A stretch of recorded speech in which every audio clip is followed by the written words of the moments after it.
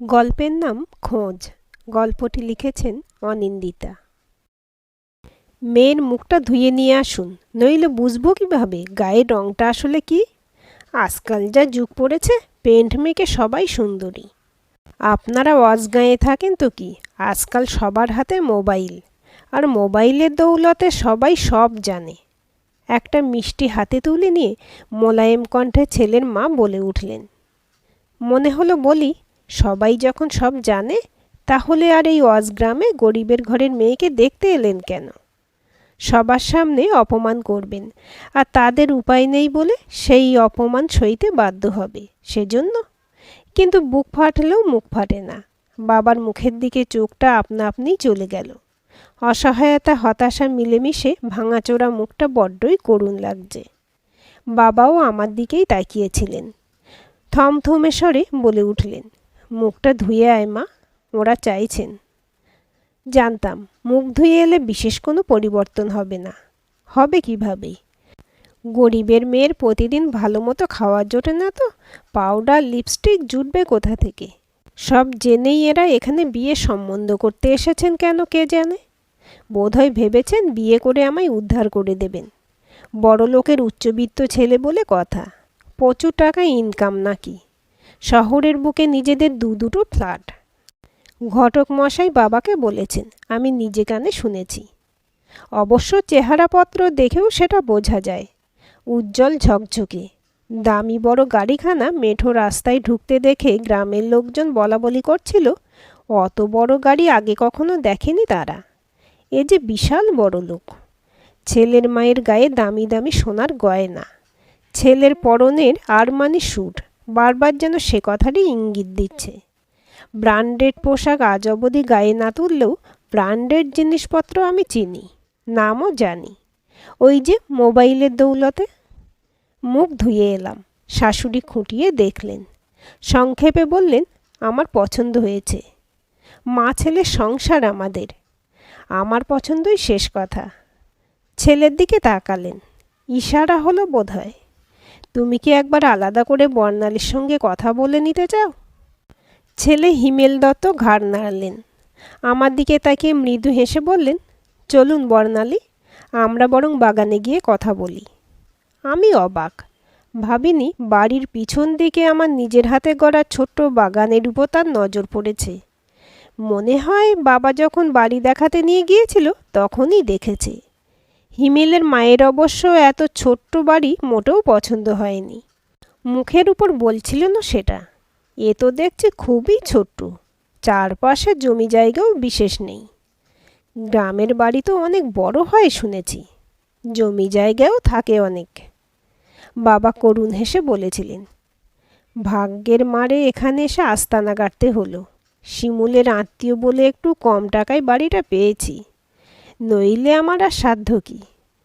চেয়ে দেখি পাশে বসা ঘটক মশাই মাথা নেড়ে সাই দিয়ে চলেছেন। আমাদের পরিবারের সৌভাগ্য হবু শাশুড়িমা এরপর আর কোনো প্রশ্ন করেননি। বাগানে এসে নরম স্বরে বলে উঠল হিমেল, ভারী সুন্দর আপনার বাগান।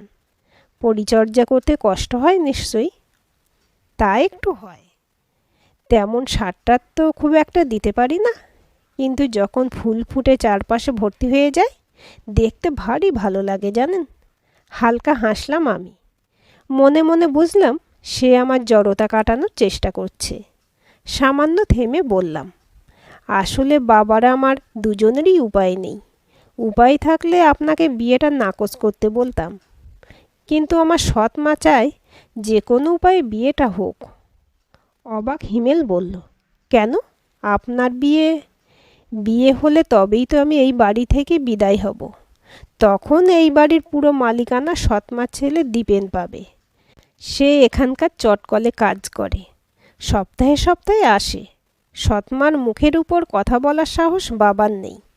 আপনাকে অশেষ ধন্যবাদ যে আপনি এই বিয়েতে রাজি হয়েছেন। যে কোনো উপায়ে এ বাড়ি থেকে আমি বেরোতে চাই। হিমেল হাসল, মন ভোলানো হাসি। আপনি খুব ভালো বর্ণালী, আমাকে ভরসা করতে পারেন। দেখবেন আপনাকে ঠিক সারা জীবন ধরে আগলে রাখব। চলুন এবার যাওয়া যাক। মুখে আবেগের কথা বললেও কেন জানি হিমেলকে একটু চিন্তিত দেখাচ্ছিল। কিসের চিন্তা? হঠাৎ একটা ফোন এলো মোবাইলে। একটু দূরে সরে গেল সে। চাপা অথচ উত্তেজিত কণ্ঠে কথা বলতে লাগলো। কথা বলার ফাঁকে সতর্ক দৃষ্টিতে আমার দিকে তাকাতে থাকলো। কি যে হলো বুঝলাম না কিছুই। মিনিট খানেক পর ফোনটা পকেটে রেখে বলল, চলুন যাওয়া যাক। তবে কি হিমেলের সঙ্গে গোপনে কারো সম্পর্ক আছে? থাকলে থাকুক, আমার কি। যে কোনো উপায়ে এ বাড়ি থেকে বেরোতে পারলেই হলো। ঘরে ঢুকতে শুনতে পেলাম হবু শাশুড়িমা বলছেন, এমনিতে আমাদের তেমন কোনো দাবি দেওয়া নেই। আগামী সপ্তাহে এখানকার স্থানীয় মন্দিরেই দুজনের বিয়ে থা হবে। শহরে অবশ্য আমরা আত্মীয় স্বজনদের নিয়ে একটা গ্র্যান্ড রিসেপশনের আয়োজন করব। আর আপনাদের অবস্থা দেখে যা বুঝছি, লোক খাওয়ানোর ক্ষমতা তেমন নেই। তাছাড়া এই অজগাঁয়ে আমাদের আত্মীয় স্বজনরা আসবেও না। কিন্তু বিয়েটা তবেই হবে যদি আমার শর্ত মানেন। শর্ত? কিসের শর্ত? বাবা অবাক হয়ে আমার হবু শাশুড়ির দিকে তাকান। আমাদের একটা স্ট্যাটাস আছে, বিয়ের পর আমার ছেলের বউ আর কোনোদিন এই অজ পাড়াগাঁয়ে আসবে না। বাবা কিছু বলার আগেই সৎমা হাসি মুখে বলে উঠলেন, এতে আবার আমাদের কিছু বলার কি আছে? আপনাদের বাড়ির বউ হতে চলেছে, আপনারা যেমনটা হুকুম করবেন তেমনই চলবে। শাশুড়ি মা ডেকে দুটো মোটা মোটা সোনার বালা আমার হাতে পরিয়ে দিলেন। আজ থেকে তুমি আমার ঘরের ইজ্জত। এখন থেকে সেই ইজ্জত রক্ষার দায় তোমার। সব কিছু এত দ্রুত হয়ে গেল যে কি করব কি বলবো ভেবে পেলাম না। বাবার দিকে তাকালাম, বাবাও তাকালো আমার দিকে। চোখে জলের ধারা থাকলেও সবার অলক্ষ্যে দুজনের ঠোঁটেই হালকা হাসি খেলে গেল। নির্দিষ্ট দিনে মন্দিরে পুরোহিতের সামনে হিমেলের সঙ্গে আমার বিয়ে হয়ে গেল। সেই দামি গাড়ি চেপে চলে এলাম শহরে। বাবা আমার হাতটা চেপে ধরল। ছোট্ট একটা গয়নার বাক্স। কেঁদে ফেলে বলল, তোর মায়ের স্মৃতি, সব সময় যত্ন করে রাখিস। বিকেলবেলা শাশুড়ি মা প্লেট হাতে ঘরে এলেন। টেবিলে নামিয়ে রেখে বললেন, এটা খেয়ে চলো আমার সঙ্গে। কোথায় যাব? একটু অবাক হয়েই আমি বললাম। হিমেল সেই যে এসে বেরিয়েছে, আর তার দেখা পায়নি। প্লেটের দিকে তাকালাম। মোমোর মতো দেখতে, কিন্তু বড় বড় ক্যাপসিকাম দেওয়া। মোমোতে কি ক্যাপসিকাম থাকে? কিন্তু জিজ্ঞেস করতে পারলাম না। শাশুড়ি মার মুখভঙ্গি ভালো ঠেকছে না। কথায় কথায় এত প্রশ্ন করা পছন্দ করি না আমি। গম্ভীর মুখে বললেন শাশুড়ি মা, তোমার সিম্পল থুরি সাদামাটা ব্যবহার আমার পছন্দ হয়েছিল, তাই ছেলের সঙ্গে বিয়ে দিতে রাজি হয়েছি।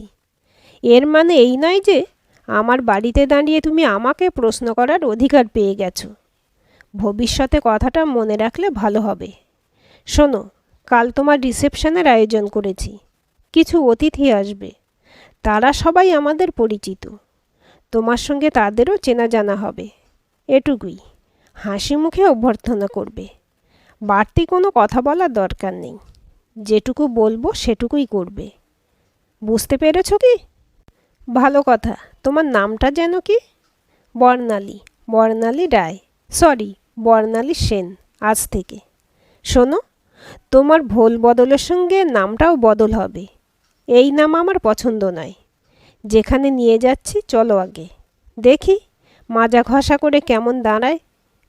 গাড়িতে উঠলাম। অন্য এক গাড়ি। দেখে মনে হচ্ছে আরও দামি।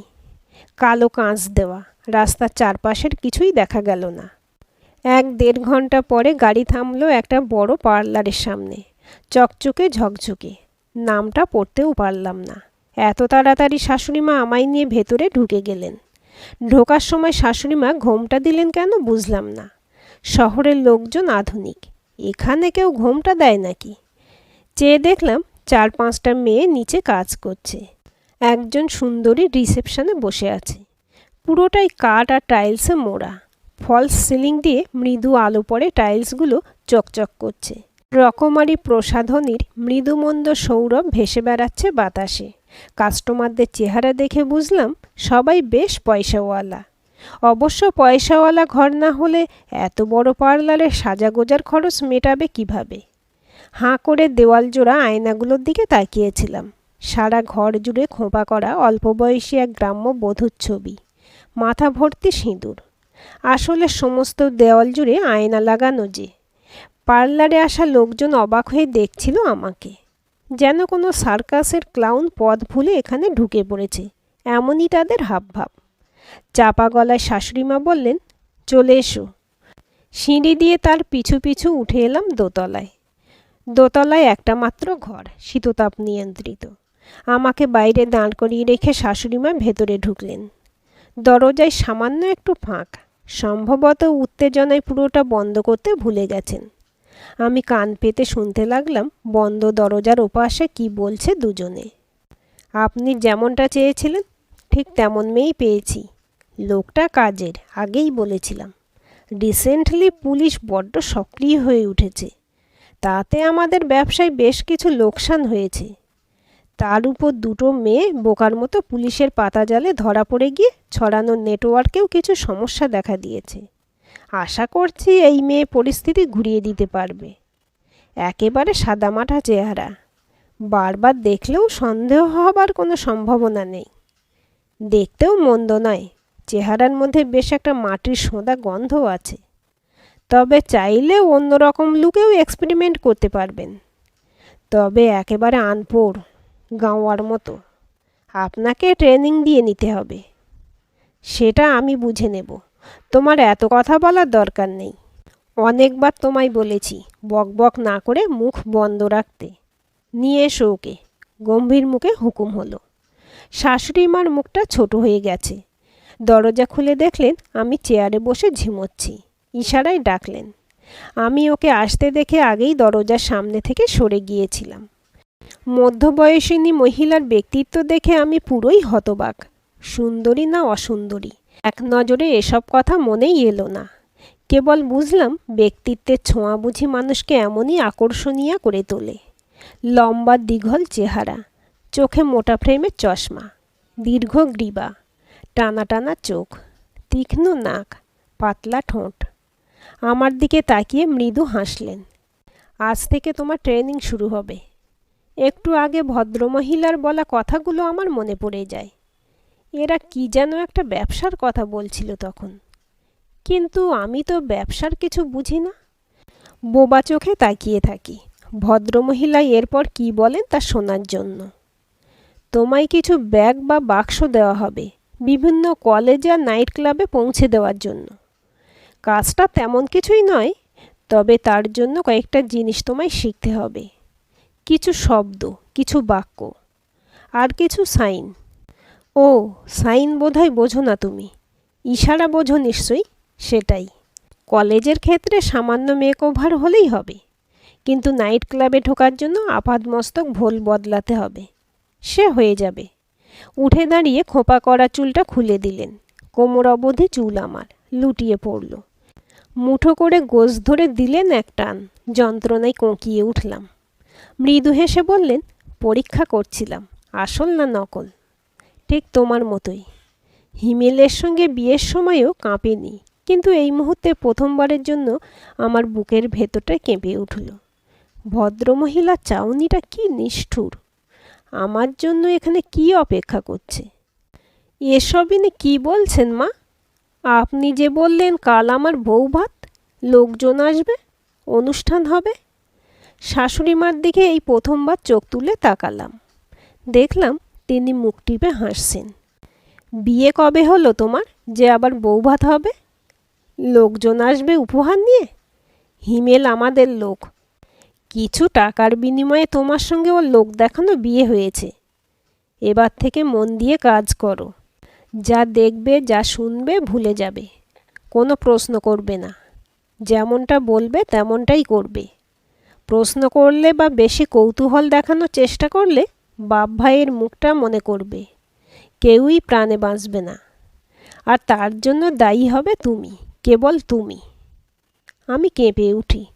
প্রাণপণ দেখানোর চেষ্টা করি, বড্ড ভয় পেয়েছি। ভাবভঙ্গি দেখে মনে হয় ওরা খুশি হয়েছে।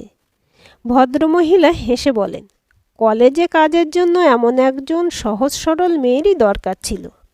শাশুড়ির হাতে এক গোছা টাকা তুলে দেয়। নেটওয়ার্কের মেরামতি যেন দ্রুত হয়। রিসেন্টলি অনেকগুলো টাকার অর্ডার এসেছে। এই কাজটায় যেন কোনো বাধা না আসে। ভাই বলেছে এবারের কাজে কোনো রকম গণ্ডগোল হলে আমাদের কিন্তু ছেড়ে দেবে না, কথাটা মনে রেখো। টাকাগুলো তুলে ব্যাগে যত্ন করে ঢুকিয়ে নেন শাশুড়ি মা। মাথায় ঘোমটা দিয়ে ধীর পায়ে বেরিয়ে যান ঘর থেকে। এখন থেকে তুমি এখানেই থাকবে, শ্যালোর কাজ শিখবে। সুকেশী, এদিকে আয়। এর নাম গীতা, মন দিয়ে কাজ শেখাবি। আর ঘরে নিয়ে গিয়ে ব্যাগটা চেক করবি। কিছু যদি উল্টোপাল্টা পাস, কি করতে হবে জানা আছে তো? আমি ভয়ে ভয়ে বলি, তেমন কিছুই নেই আমার কাছে। মা বলেছিলেন বলে একটা শাড়ি, ব্লাউজ আর জলের বোতল এনেছি। কোনো উত্তর আসে না। সুকেশী ইশারা করে। ঘরে ঢুকে সে শাড়ি, ব্লাউজ, জলের বোতলের সঙ্গে বাবার দেওয়া ভেলভেটের বাক্সটা পায়। করুণ মুখে আমি বলে উঠি, বাবার দেওয়া একমাত্র স্মৃতি, প্লিজ এটা কেড়ে নিও না। সুকেশী কীভাবে কে জানে টেবিলের উপর বাক্সটা রেখে দেয়, তারপর বেরিয়ে যায় ঘর ছেড়ে। দরজা বন্ধ করে ঘরটাকে ভালো করে দেখি। মন্দ নয়, অ্যাটাচড বাথ আছে সঙ্গে। সব আলো নিভিয়ে দিই ক্যামেরা আছে কিনা দেখার জন্য। আছে। তার মানে এ ঘর থেকে আমার সব গতিবিধি মনিটরিং করা যাবে। চিন্তিত হয়ে পড়ি, তাহলে আমার আসল কাজের কি হবে? সারা ঘর ঘুরে ঘুরে দেখতে থাকি। জায়গা বুঝে খাটের তলায় গুঁড়ি মেরে ঢুকে পড়ি, সঙ্গে বোতল আর বাবার দেওয়া গয়নার বাক্স। এখান থেকে ক্যামেরায় কিছুই ধরা পড়বে না। বোতলের মুখে লুকানো পেন ড্রাইভের সঙ্গে কানেক্ট করি ভেলভেটের আচ্ছাদন দেওয়া মিনি ল্যাপটপ। ভিডিও সেন্ড করে বেরিয়ে আসি। ওরা কেউ জানে না আমার কাছে আধুনিক গ্যাজেট আছে, ব্যবহারও জানি। জানতে পারলে বিপদে পড়ব। উপায় নেই, এই কাজে একটু রিস্কই আমায় নিতেই হবে। কিন্তু এই ভাইটা কে? সেই কি তবে আড়াল থেকে অপারেশন চালাচ্ছে? ধৈর্য ছাড়া কোনোদিনই কিছু হয় না, সেটা আমি জানি। আমি বর্ণালী, ওরফে গীতা। এখন ম্যাডামের ভরসা অনেকখানি জিতে নিয়েছি নিজের কাজ দিয়ে, দায়িত্ব নির্ভরতার সাহায্যে। এখানে আর আগের মতো সুকেশী আমার উপর নজর রাখে না, এটাই তো আমি চাইতাম। একটু সময় লাগলো এই যা, কিন্তু এখনও ভাইয়ের হদিশ পাইনি। কে এই ভাই? উদ্দেশ্য অনেকটাই বুঝতে পারলো লোকটাকে নাগালের মধ্যে চাই। ওপর মহল থেকে এই অপারেশন নিয়ে চাপ বাড়ছে আমার উপরেও। এর মধ্যে আরও কয়েকবার আমার দেওয়া খবরের উপর ভিত্তি করে নিষিদ্ধ ড্রাগ সহ বেআইনি বিভিন্ন ধরনের আগ্নেয়াস্ত্র বাজেয়াপ্ত হয়েছে। চালান যাচ্ছিল অন্য দেশে। ভাইয়ের অনেক টাকা লোকসান হয়েছে, কিন্তু এখনও ভাইকে নাগালের মধ্যে পাইনি। ম্যাডাম এখনও বুঝতে পারেনি এর পিছনে আমার হাত আছে। কোনোদিন পারবে বলেও মনে হয় না। ট্রেনিং নয়, বরাবরই অভিনয়ে আমার সহজাত দক্ষতা আছে। তাই তো রেবতী ম্যাম 5 জনের মধ্যে থেকে আমাকে বেছে নিয়েছেন মূল দায়িত্ব পালন করার জন্য। ভিড়ে মিশে গিয়ে নিজের দায়িত্ব পালন করে গেছে দক্ষতার সঙ্গে। কারোর মনে সন্দেহের উদ্রেক মাত্র হয়নি। নাইট ক্লাবে কাজের ফাঁকে ফাঁকে ঊর্ধ্বতনকে খবরও দিয়েছে নিপুণ কায়দায়। এসব কায়দা আমাদের শেখানো হয়। খদ্দেরের সাজে কাজ হয়ে যায় সহজেই। যেদিন গায়ে উর্দি পড়েছিলাম সেদিনই শপথ নিয়েছিলাম দেশকে এই শয়তানদের হাত থেকে বাঁচাতে হবে। এই অমানুষের দল টাকার জন্য দেশকে বেচতেও দ্বিধা করে না। এখানে ঘাঁটি গেড়ে বসার পর থেকে বসের খবরও জোগাড় করার অনেক চেষ্টা করেছি। যা জানা গেছে তার সবটাই ভাষা। কেউ জানে না বস আদতে দেখতে কেমন। আমার আগে আসা জুনিয়র সিজাও নয়, কিন্তু এটা সবাই জানে বসের প্রতিহিংসা ভয়ঙ্কর। একেবারে জানে প্রাণে শেষ করে দেয়। দুবার ভাবে পর্যন্ত না। আমাদের ম্যাডাম কাপুর বসকে ভীষণ ভয় পান। 2-1বার ফোন এসেছে, মুখ চোখের ভাব দেখে বুঝে নিয়েছি। তা ভয় পাওয়ারই কথা। এই মাফিয়া চক্র যে কত বড় নিষ্ঠুর। খবর নিয়ে জেনেছি স্যালোটা আসলে ম্যাডামের হাজব্যান্ডের অনেকগুলো ব্যবসার মধ্যে একটা ছিল এককালে। বিয়ের পর স্ত্রীকে ভালোবেসে দায়িত্ব হাতে তুলে দেন। বেশ যত্ন নিয়েই ম্যাডাম পার্লার চালাচ্ছিলেন, উন্নতিও করেছিলেন। কিন্তু একসময় ব্যবসায় বিস্তর দেনা হয়ে যায়। বাকি সব ব্যবসা ডুবে গিয়ে অনেক টাকা দেনা হয়ে যায়। একাধিক পাওনাদারের হাত থেকে কিভাবে স্বামীকে বাঁচাবেন ভাবতে ভাবতে তখন তার দিশেহারা দশা। কিন্তু শেষ পর্যন্ত টাকা পয়সা জোগাড়ের আগেই মানসিক চাপ সহ্য করতে না পেরে স্বামী ভদ্রলোকটি এক গাদা স্লিপিং পিল খেয়ে আত্মহত্যা করে বসেন। ম্যাডাম পড়েন আতন্তরে, দেনার দায় যে এবার তার ঘাড়ে। ঠিক তখনই মূর্তিমান দেবদূতের মতো সিনে ভাইয়ের এন্ট্রি ঘটে। দেনা তো শোধ হয়ই, পার্লারও সেজে ওঠে নতুন করে, হয়ে যায় স্যালো। আর ম্যাডাম পুরোপুরিভাবে ভাইয়ের খপ্পরে চলে যান। ওপরে ঝাঁ চকচকে শ্যালো আর ভেতরে গভীর রাত। টোকা পড়ল দরজায়, আস্তে করে খুলে দিলাম। কে এসেছে জানি আমি, ইয়াসমিন। ছোটোখাটো মেয়েটা চুপচাপ ভেতরে ঢুকে সংক্ষেপে বলল, আজ গভীর রাতে বস আসছে, সতর্ক থেকো। কখন? ফিসফিসিয়ে বলি আমি।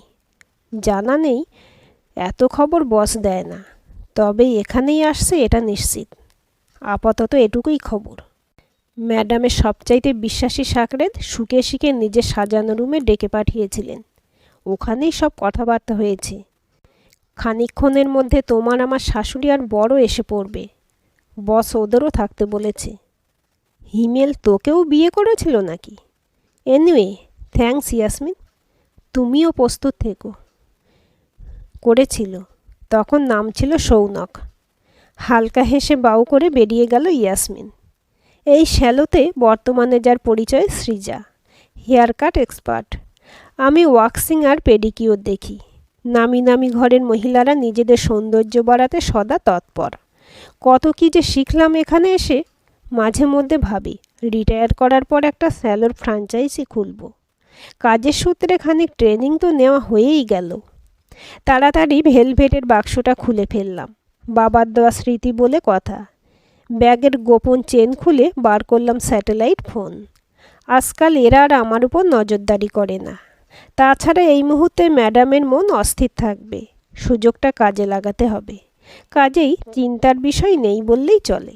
সিসিটিভি হ্যাক করার ব্যবস্থা সাইবার সেল থেকে আগেই হয়ে গেছে। মিশনের বাকিদের সঙ্গে বসে নিশ্চিন্তে পরিকল্পনা সাজিয়ে ফেললাম। অনেক দিন ধরে ফাঁদ পাতা হয়েছে। আজ শিকার নিজে আসছে ধরা দিতে। প্রবল উত্তেজনায় পায়চারি করতে লাগলাম। আজকের অপারেশনে রেবতী ম্যাম নিজে সামনে দাঁড়িয়ে নেতৃত্ব দেবেন। এতদিনের পরিকল্পনা সফল হতে আর মাত্র কয়েক ঘন্টা। উত্তেজনার মুহূর্তে আমার বরাবরই খিদে পায়। এখন যেমন প্রচণ্ড ম্যাগি ক্রেভিংস হচ্ছে। ট্রেনিংয়ের সময় রেবতী ম্যাম বলতেন, এই সমস্ত মিশনে কন্ট্রোলই আসল। কিন্তু সব সময় কি হয়? কাপ্পা ম্যাগি আমার সঙ্গেই থাকে। ইলেকট্রিক কেটলিতে জল গরম করে ঢেলে বানিয়ে নিলাম। উত্তেজনা কমানোর এর চাইতে ভালো কিছু অন্তত আমার জানা নেই। ডিসপোজেবল স্পুন দিয়ে প্রথমে চামচ মুখে দিতে যাব, ঠিক সেই সময় মোবাইলে একটা ফোন এলো। কাপ্পা নুডলসের চামচ মুখে দিয়ে হাসলাম আমি। যোগাযোগের জন্য ম্যাডাম আমাকে একটা বাটন ফোন দিয়েছে। তাতেই ফোন করেছিল ইয়াসমিন। হিমেল আর ওর মা ম্যাডামের রুমে ঢুকে গেছে। বস আজ সববার ক্লাস নেবেন। শুধু এদের গাফিলতির জন্য বিদেশ থেকে কাজ ফেলে ছুটে আসতে হয়েছে। তবে বস এখনও জানে না আজ থেকে তার ক্লাস নেওয়ার দিন শেষ। এবার থেকে তারই ক্লাস নেওয়া হবে। আর রেবতী ম্যাম নিজে দাঁড়িয়ে ক্লাস নেবেন। আর সে ক্লাস যে কতটা ভয়ঙ্কর তা না দেখলে কল্পনা করা সম্ভব নয়। আমরা নিজেরা মনে মনে প্রার্থনা করি কাউকে যেন কখনো সেই ক্লাসে অ্যাটেন্ড করতে না হয়। সবার মুখে চাপা উত্তেজনার ছোঁয়া। গোপন একটা ঘরে বসেছে মিটিং। এতদিন এই পার্লারে কাজ করছে। আজ প্রথম এই ঘরটা দেখল ইয়াসমিন। এতদিন সে জানতো এটা দেওয়াল, কিন্তু এমন কায়দা করে রেখেছে সাদা চোখে দেখে বোঝা মুশকিল। যদিও সে স্পেশাল ট্রেনিং প্রাপ্ত পুলিশ, তবুও সে পর্যন্ত বুঝতে পারেনি। ভেতরে ভেতরে ভয় পেল সে। রেবতী ম্যাম সময় মতো পৌঁছতে পারবেন তো? না পৌঁছাতে পারলে কী যে হবে ভেবেই পেল না সে। স্থির দৃষ্টিতে চারপাশে লক্ষ্য করছিলাম। সে যা বুঝতে পারছে, এদের মধ্যে কেউ আজ অবধি বসকে দেখেনি। হঠাৎ একজন বেঁটে খাটো লোক দরজা খুলে ভেতরে ঢুকে পড়ল। অতি সাধারণ চেহারা, আলাদা করে দেখার মতো কিছুই নেই। বুঝলাম এতদিন অবধি ভাইকে কেউ কেউ দেখেও কেন চিনতে পারেনি। এ যে একেবারে ভিড়ে মিশে যাওয়া চেহারা। দেখে কে বুঝবে এই লোকটা এত বড় একটা অনৈতিক র্যাকেট চালায়? মগজে পরিকল্পনার জাল বুনে রাজ্য পুলিশকেও এতদিন ধরে বোকা বানিয়ে এসেছে। বেঁটে লোকটার দুপাশে দুজন লম্বা লোক, এতটাই লম্বা যে ঘাড় উঁচু করে দেখতে হয়। সম্ভবত বডিগার্ড হবে। লোকটা চেয়ারে বসলেও দুজনের দুপাশে স্থির হয়ে দাঁড়িয়ে রইল। অবাক হয়ে দেখলাম, কাঁপতে কাঁপতে ম্যাডাম উঠে দাঁড়িয়েছেন। বেঁটে ভদ্রলোকের গলা থেকে অমন ঠান্ডা অথচ গম্ভীর স্বর বেরোতে পারে আমি কল্পনাও করিনি। দেখতে সাধারণ হলেও ভদ্রলোকের গলার স্বর সত্যিই অসাধারণ। ম্যাডামের দিকে তাকিয়ে বলে উঠল, কাজ ফেলে এখানে আমায় সশরীরে আসতে হলো কেন? একটার পর একটা প্রজেক্ট ফেল হচ্ছে, তুমি কি করছো? এখনো পর্যন্ত ফলটা ধরতে পেরেছো কি? কাঁপা কাঁপা স্বরে ম্যাডাম কিছু বলার আগেই রেবতী ম্যাডামের নেতৃত্বে পুলিশ দলবল নিয়ে ঢুকে পড়ল। হোল স্টার থেকে রিভলভার বের করে রেবতী চ্যাটার্জি ভাইয়ের মাথায় ঠেকালেন। এত দ্রুত সব ঘটনাবলী ঘটে গেল যে কেউ কিছু বলার কিংবা করার সুযোগই পেল না। লক্ষ্য থেকে এক মুহূর্তের জন্য চোখ না সরিয়ে রেবতী ম্যাডাম বলে উঠলেন, কি জানিস, তোর জন্য বিশেষ জাল পাততে অনেক দিন লেগে গেল, এই যা। তবে জালে যে তোর মতো রাঘব বোয়াল ফেসেছে আজ, এই আমাদের সাফল্য। চল এবার আমার সঙ্গে। আমি একজন স্বনামধন্য ব্যবসায়ী, এই শ্যালোর অন্যতম মালিক। আপনার কাছে কি প্রমাণ আছে? অভিযোগ আনলেই কাউকে গ্রেপ্তার করা যায় না, জানা আছে কি? গড়াদের ঢোক একবার, তারপর এমন থার্ড ডিগ্রি দেব যে সব প্রমাণ একেবারে গলা দিয়ে ফুস মন্ত্রের মতন বেরিয়ে আসবে, বুঝেছিস? তোদের মতো লোককে কেমন ট্রিটমেন্ট দিতে হয় আমার তা ভালো করেই জানা আছে। আমার লোক শ্যালোর বাইরে নানা বেশে ছড়িয়ে আছে। এখনও ভাইয়ের গলার স্বর ঠান্ডা। কি ভাবছিস, আমায় ধরে ফেলেছিস মানে যুদ্ধে জিতে নিয়েছিস? চাইলেই বুঝি এখান থেকে খুব সহজে বেরোতে পারবি? হিমেলের দিকে ইশারা করল ভাই। মাঝখান থেকে দেখবি কখন নিজেই মারা পড়েছিস। তার চাইতে নেগোসিয়েশনে আসি, চল। বল তোর কি চাই? তোকে চাই। এক মুহূর্তের অপেক্ষা। আমার টিপে হিমেলের হাতে রিভলভার উড়ে গেল। হালকা ধোঁয়া বেরোলো রিভলভারের মুখ থেকে। বাকিরা অবাক হয়ে আমার দিকে তাকালো। গ্রামের মেয়ে ভেবেছিল যাকে, সে কিনা রিভলভার চালাতে এতখানি দক্ষ। তারিফের দৃষ্টিতে রেবতী ম্যাডাম আমার দিকে তাকালেন, কেবল এক ঝলকের জন্য। হাতে ধরে সঠিক মানুষ তৈরি করেছেন তিনি। কি ভেবেছিলি আমায় এত সহজে উড়িয়ে দিবি? রেবতী চ্যাটার্জির গলায় ব্যঙ্গের সুর। দাবা খেলেছিস কখনো? বোরে হোক বা মন্ত্রী, ততক্ষণই ৬৪ ঘরে নিজের নিজের ভূমিকা পালন করে, যতক্ষণ না রাজা বন্দী হয়। রাজা বন্দী হলেই খেল খতম, চেকমেট। কাঁপা কাঁপা স্বরে ম্যাডাম বলে উঠলেন, আমি তো বাঁচার জন্য কোনো উপায় না পেয়ে ভাইকে সাহায্য করতে রাজি হয়েছিলাম। দয়া করে আমায় ছেড়ে দিন। একটা ছোট্ট ছেলে আছে আমার, হোস্টেলে থাকে। আমি ছাড়া ওর কেউ নেই। সবাই আগে কটা দিন জেলের ভাত খা, তারপর দেখা যাবে কি ব্যবস্থা নেওয়া হবে। তখন যদি তুই রাজসাক্ষী দিতে রাজি হোস, তখন দেখব তোর মেয়াদখানি কমানো যায় কি না। অপরাধ অপরাধী, তার কোনো ঠিক ভুল হয় না, কারণ যাই হোক না কেন। বর্ণালী, ইয়াসমিন, সবাইকে ধরে ধরে গাড়িতে তোলো। আমাদের হাতে সময় খুব কম। ভাইকে আমি নিজে দেখে নিচ্ছি। চোখ তুলল হিমেল। তুমি? তোমরা মানে তোমরা কেন এটা করলে? একে কি বলে জানো? শেয়ানে শেয়ানে কোলাকুলি। মিস্টার হিমেল ওরফে সৌনক। কি ভেবেছিলে তুমি? অবলা মেয়েকে বিয়ে করার নামে গোপনে আগ্নেয়াস্ত্র নিষিদ্ধ ড্রাগস পাচারের কাজে লাগাবে, আর জানতে পেরে কোনোভাবে বেগরবাই করলে সরিয়ে দেবে দুনিয়া থেকে। গরিব মা বাবা বুঝতেও পারবে না তাদের মেয়েটা পৃথিবীর বুক থেকে নিঃশব্দে কখন হারিয়ে গেল, কিংবা মা বাবাকে হেফাজতে নিয়ে তাকে বাধ্য করবে দিনের পর দিন দেশের সর্বনাশ করতে। কথা কম, গম্ভীর স্বর বাজল রেবতীর কণ্ঠে। সব কটাকে আগে ভ্যানে তোলো। পুলিশের করা ব্যারিকেডের মধ্য দিয়ে ভাই স্পেশাল গাড়িতে উঠল। মাথায় রিভলভার ঠেকানো থাকায় কোনো অপ্রীতিকর ঘটনার সম্মুখীন হতে হলো না। ভাইয়ের পাশে গার্ড হিসেবে রেবতী ম্যাম। গাড়ি চলতে শুরু করলে মোবাইল বের করে বসকে মেসেজ পাঠালেন, মিশন সাকসেসফুল। ভাই আমাদের জালে ধরা দিয়েছে, এবার শুধু মোচড় দিয়ে কথা আদায়ের অপেক্ষা। পমফ্রেটের ঝাল দিয়ে খানিকটা গরম গরম ভাত কতদিন খায়নি রেবতী চ্যাটার্জি। কাজের ফাঁকে চোখ বুজলে গরম ভাতের স্বপ্ন দেখে, কিন্তু শেষমেশ লালবাজারে নিজের ডিপার্টমেন্টে বসে যখন ভাত খাওয়ার সময় গেছে পেরিয়ে, রসিয়ে দুটো ভাত খাওয়ার সময় মেলে না। দেখে শুনে বাজার করা এখন তার কাছে স্বপ্ন। কাজের ফাঁকে শুকনো স্যান্ডউইচ চেবাতে হয় শুধু, তাই চিবোচ্ছিল। এমন সময় কাবুল এসে স্যালুট করলো। ম্যাডাম, মুক্তা এসেছে, ভেতরে পাঠিয়ে দাও। নত মুখে সুকেশী ওরফে মুক্তা এসে দাঁড়ালো। থ্যাংক ইউ মুক্তা। ওই গোপন ঘরের নকশা তুমি আমাদের ডিপার্টমেন্টকে সময় মতো না পাঠালে ভাইকে ধরা এত সহজ হতো না। বাবার চিকিৎসার টাকা তোমার অ্যাকাউন্টে পাঠিয়ে দেওয়া হয়েছে। আপাতত কিছুদিনের জন্য হাইবারেশনে চলে যাও। ওদের মধ্যে কেউ কেউ তোমার খবর জেনে ফেলতে পারে। ওদের কানেকশন যে কতটা স্ট্রং তুমি আমি ভাবতে পারবো না। হয়তো আমাদের ভেতরেই ওদের লোক আছে। মুক্তা চুপ করে রইল। এতদিনে সে জেনে গেছে ম্যাডামের কথা বলার সময় পাল্টা কথা বলা পছন্দ করেন না। কোনো সিক্রেট মিশনের খবর এলে আমি নিজে থেকে তোমার সঙ্গে যোগাযোগ করে নেব। তোমার নাম চেহারা আবারও পাল্টে যাবে, ঠিক আছে? ধন্যবাদ ম্যাডাম। মাথা নিচু করে ঘর থেকে বেরিয়ে গেল মুক্তা। পুলিশের মধ্যে থাকলেও বর্ণালী ইয়াসমিন কখনোই জানতে পারবে না সুকেশী তাদের ডিপার্টমেন্টের সিক্রেট এজেন্ট, রেবতী চ্যাটার্জির হাতে তৈরি পুলিশের গোপন রত্ন। আজকের গল্পটি কেমন লাগলো কমেন্ট করে জানাবেন। ভালো লাগলে লাইক, হাইপ, শেয়ার করবেন।